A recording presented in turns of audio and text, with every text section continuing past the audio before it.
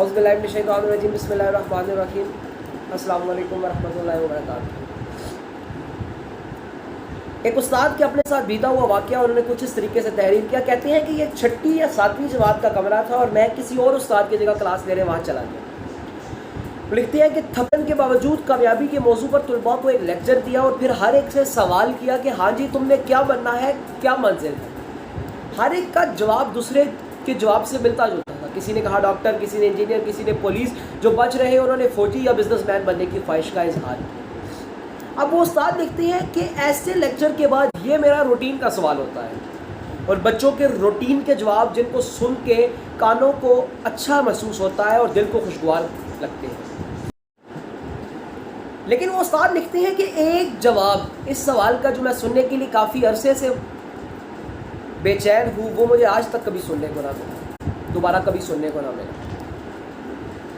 इसी वाक़े के दौरान वो लिखते हैं कि एक बच्चा उस जमात में ऐनक लगाए गुमसुम सा बैठा था।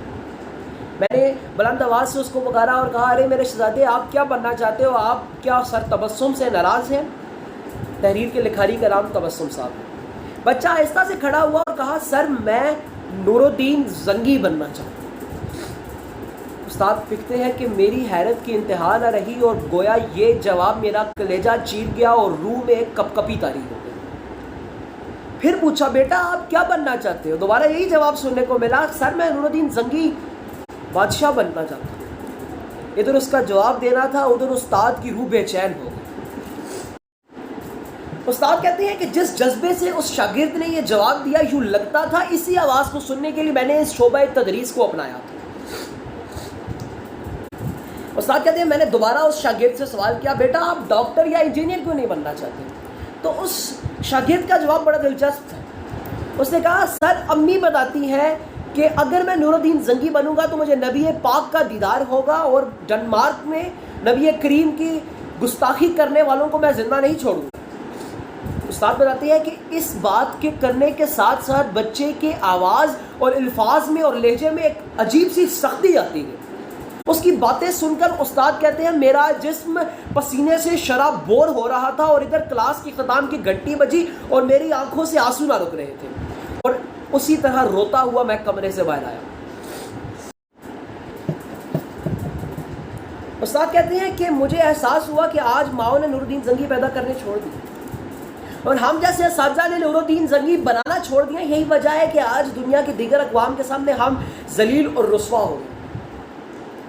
अब इसी तहरीर में वो नूरुद्दीन जंगी का एक वाक़या बयान करते हैं और साथ अपने हम पेशा असातिज़ा से और वालिदैन से ये गुजारिश करते हैं कि खुदारा बच्चों को और शागिर्दों को नूरुद्दीन जंगी बनाए, उनको अल्लाह और रसूल की राह में लड़ने की ताकत दे। वो लिखती है कि एक रात सुल्तान नूरुद्दीन जंगी रहमतुल्लाह अलैह इशा की नमाज़ पढ़कर सोए, अभी सोए ही थे कि दोबारा उठ बैठे और कहने लगे कि वो कौन नामुराद है जो मेरे आकाए दो आलम को सता रहा है। आप इस ख्वाब के बारे में बात कर रहे थे जो आपको मुसलसल 3 दिन से आ रहा था और आज फिर अभी कुछ लम्हात पहले वही ख्वाब आपको आया जिसमें आकाए दो आलम ने 2 अफराद की तरफ इशारा किया और कहा कि ये मुझे सता रहे हैं।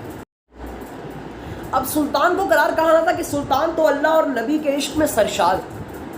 आपने उसी रात दमिश्क से मदीना जाने का इरादा किया। दमिश्क से मदीना उस वक्त तकरीबन 20 से 25 दिन का फासला था।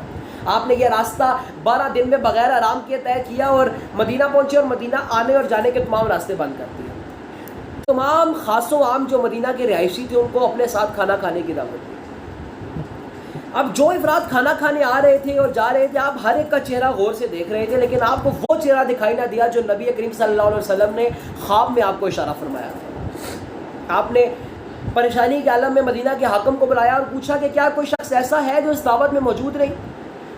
मदीना के हाकम ने बताया कि मदीना के अंदर का तो कोई ऐसा शख्स नहीं जो मौजूद नहीं, हाँ 2 मगरबी ज़ायरीन ज़रूर आए हुए हैं जो नबी करीम सल्लल्लाहु अलैहि वसल्लम के कब्र मुक़द्दस के करीब ही रहते हैं।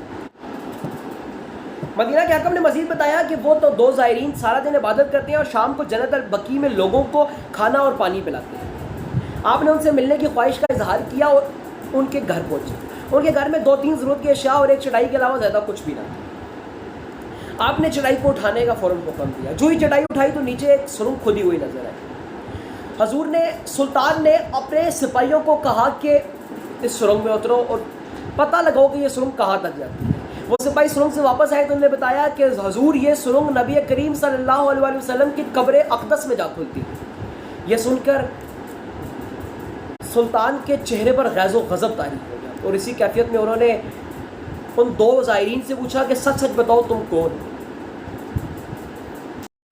ان دو زائرین نے جواب دیا کہ ہم یہودی ہیں اور ہم یہودیوں کی طرف سے نامزد کیا گیا ہے کہ تمہارے نبی کریم صلی اللہ علیہ وآلہ وسلم کا جسم مبارک چوری کر کے لایا. سن کر سلطان مزید غصے میں آ گئے اور انہوں نے ان دونوں کی گردنیں اڑا دی. اور اس کے بعد ان پر ایک رکت طاری ہوگی اور وہ رونے لگے اور کہنے لگے کہ میرا نصیب کہ پوری دنیا میں اس چھوٹی سی خدمت کے لیے مجھ غلام کو چنا ہے, مجھ خادم کو چنا ہے. اس ناپاک سازش کے بعد ضروری تھا کہ آئندہ کی تمام ایسی سازشوں سے بچنے کے لیے مکمل انتظام کیا جائے. تو لہٰذا سلطان نے معمار بلائے اور قبر اقدس کے چاروں گرد خندق کھلوا دی گئی اور کہا جاتا ہے کہ آپ نے گرم سیسا, پگھلا ہوا سیسا وہاں ان خندق میں بھر دیا. اور یہ بھی کہا جاتا ہے کہ سلطان سرنگ میں داخل ہوئے اور نبی کریم صلی اللہ علیہ وسلم کے قدمین شریف کو چومنے کا موقع حاصل کیا. اب اس تمام تحریر کا, اس پوری تحریر کا مقصد استاد نے یہ بیان کیا کہ آج کے ماں باپ نے اور آج کے اساتذہ نے نور الدین زنگی پیدا کرنے چھوڑ دیے. انہوں نے والدین سے گزارش کی کہ ہمیں اپنے بچوں کو نور الدین زنگی, محمود غزنوی, محمد بن قاسم وغیرہ وغیرہ بنانا ہوگا. ہمیں اپنے بچوں کو ابو بکر صدیق کی وفاداری, حضرت عمر فاروق کا انصاف, حضرت عثمان غنی کی سخاوت اور حضرت علی رضی اللہ تعالیٰ عنہ کی بہادری بتانی ہوگی, تو ہی ہم اپنا کھویا ہوا وقار دوبارہ حاصل کر سکتے ہیں. اب اللہ سے دعا ہے کہ اللہ ہمیں ان باتوں کو سمجھنے اور ان پر عمل کرنے کی توفیق عطا فرمائے. بہت شکریہ.